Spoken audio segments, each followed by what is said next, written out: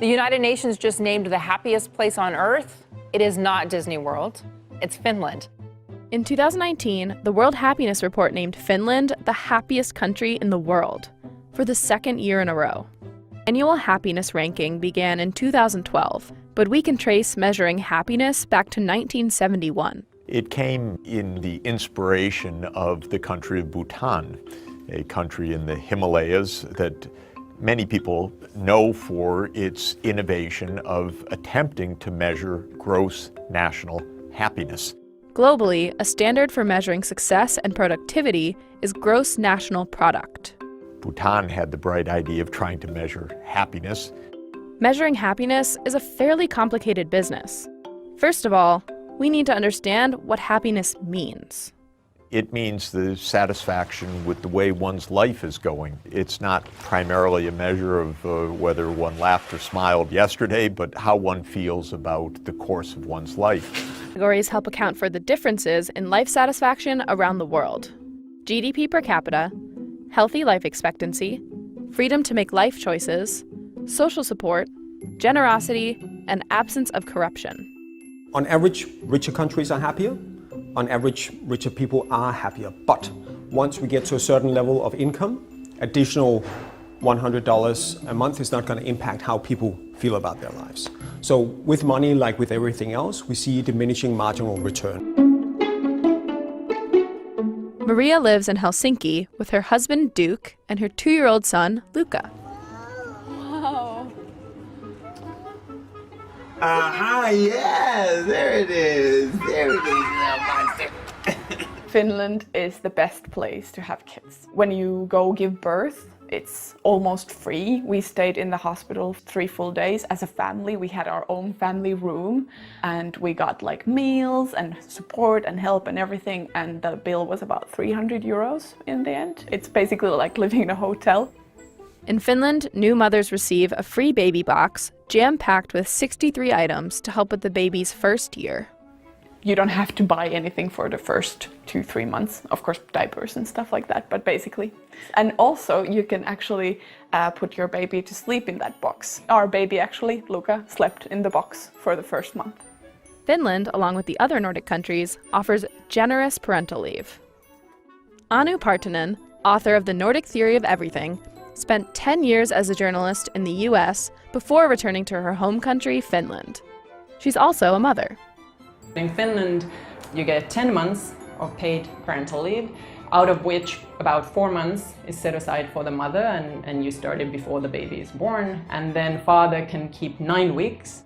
Typically, both parents stay home for the first 3 weeks. They share the rest of the time until the baby is 9 months old. A parent can even stay home until the child is 3 years old and keep his or her job. However, the stipend is much smaller. 2 of the biggest perks of life in Denmark and Finland are free education and free healthcare. Income taxes are not at all as high in the Nordic countries that Americans tend to think. However, overall, it is completely true that the Nordic countries collect more taxes in general than the United States does. In Finland and the Nordic countries, there are higher taxes on consumption, like eating in restaurants and buying jeans. But the thing that I think a lot of Americans forget is that the Nordic people are happy to pay those taxes because they get services in return. Daycare, great public education, it includes your college, tuition free, it includes healthcare. All of those are included in your taxes. When the news hit that Finland is the happiest country in the world, I think most people kind of reacted to it like, what are they talking about? We don't think of ourselves as very happy because it's dark and gloomy in the winter and whatever. It's easier for Finns and Danes to shape their lives because the government supports so many of their basic needs. People trust other people. You leave a bag in a restaurant in Finland, you're pretty sure you're going to make it back and the money is still there. People even leave babies parked in strollers outside coffee shops while they run errands. And I think partly the Nordic society cultivates that trust simply by providing basic services for everyone. So there's much less poverty, much less feeling of injustice, inequality, crime. People get the education they need, they can have a job, they can work, they don't have to struggle in life as much.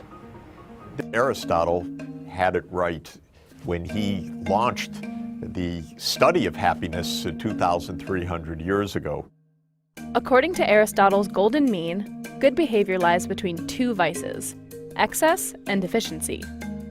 People who pursue only money and say, I'll be happier the richer I am, turn out to be less happy. Puro is a diplomat and an artist who has shaped her work schedule to make time for her passion. So I actually need to go to my physical workplace only 3 days a week. So then the rest of the time I can spend here in the middle of nature. When I walk in the forest, I walk there very quietly, paying attention to all the small details and all the colors. Very slowly, and I try to spot all the small details. And I completely lose the track of time. Usually I spend about 5 to 6 hours picking mushrooms.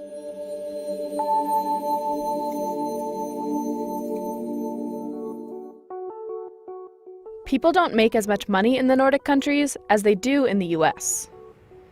So it's not really about how much you make. You don't have to make as much to get the same quality of life as you would in the United States.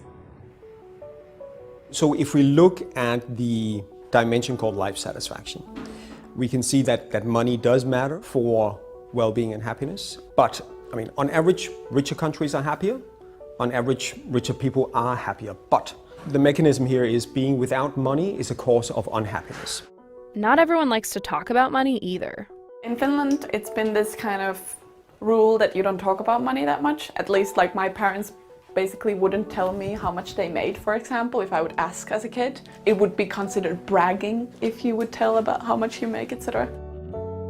People are happier when they are generous and when they feel that the society that they're in is a generous society.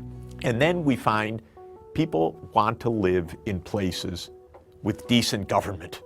If government is corrupt, if leaders are bizarre or autocratic or corrupt, the society is unhappy. In 2019, Finland elected the world's youngest serving prime minister, 34-year-old Sanna Marin.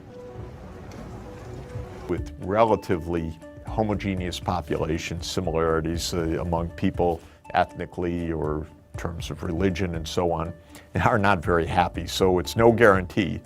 And on the other hand, it's possible to have a lot of diversity and more happiness. I think that Finland is probably one of the most homogeneous countries in Europe. Still, we have recently had quite a lot of immigration, but I would say that still it is fairly homogeneous. Despite mental health challenges, a big part of Finnish culture focuses on overall well-being. Sauna is a sacred thing for Finns. I have like so many good memories about having these sauna moments with my family. Sauna is something that I suppose you kind of have to like and love as a Finn. As of 2018, there were 5.5 million people living in Finland and around 2.3 million saunas. My grandmother always used to tell us kids that we can't fight in the sauna because then we would risk angering the sauna elf.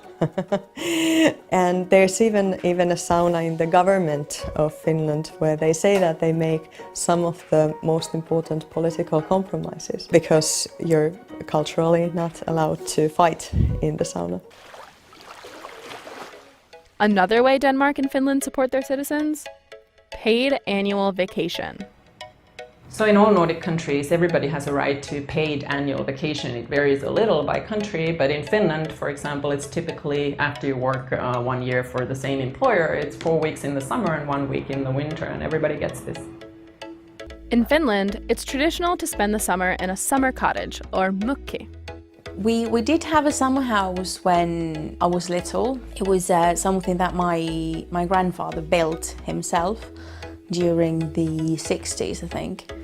And we used to go there like all the time when I was small. A week doesn't go past during the summer when I'm not thinking like, oh, I wish we still had it. Traditionally, the mökkis wouldn't have necessarily electricity or running water. And usually, most mökkis come with a lake or the Baltic Sea. You can go to your sauna and have a dip in the water. Ultimately, happiness is relative. If you think you're having more sex than your neighbor, then you're happier. We are social beings, we compare ourselves to each other.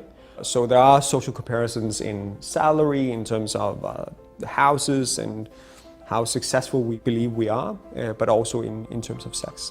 On the street, someone else comes walking towards you. It might be just a smile. It might be just looking the other person in the eye, whatever it is, but go first with that, because you can't expect that the other person is going to do it. Don't be reactive, go first. Hi, I'm Bandara. Haven't you subscribed to my channel yet? Then subscribe by clicking on the blue logo in the bottom right corner.